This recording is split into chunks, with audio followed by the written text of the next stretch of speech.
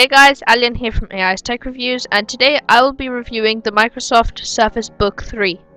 Despite starting at a very hefty price of £1,600 here in the UK, it is a solid piece of machinery, so let's hop into the review. Take a look at the configurations.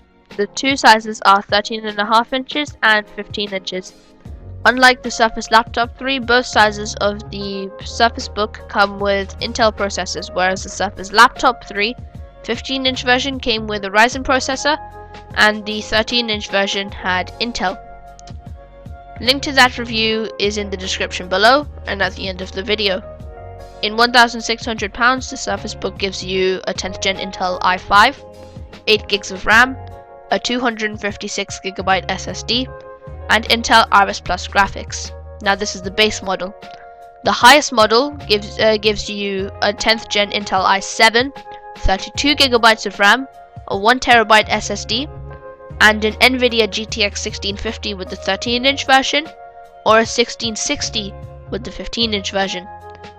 The one I have here is an Intel i7, 16 gigs of RAM, 256GB SSD, and this configuration costs £2,000.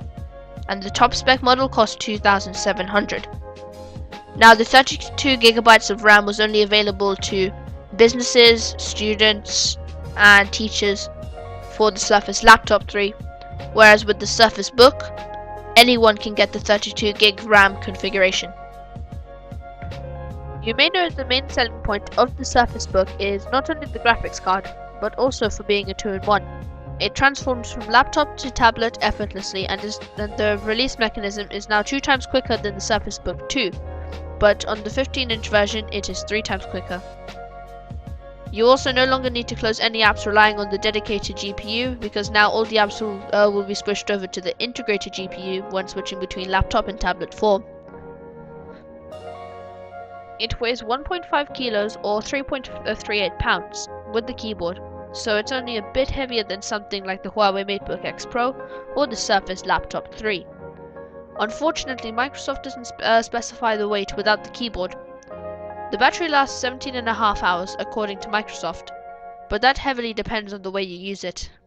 The Surface Book 3 also supports Wi-Fi 6, making Wi-Fi tasks just as quick as the Surface Laptop 3, which is great. The trackpad is good and feels really nice. It's really clicky and responsive overall.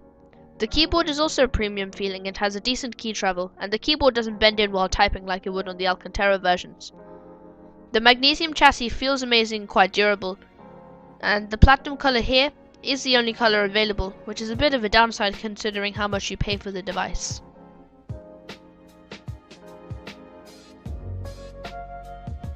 Speakers are wrapped around the display and sound really good.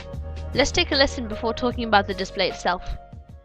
I am restricted, fixed upon the web. I need to kick the habit that my mind is breathing in.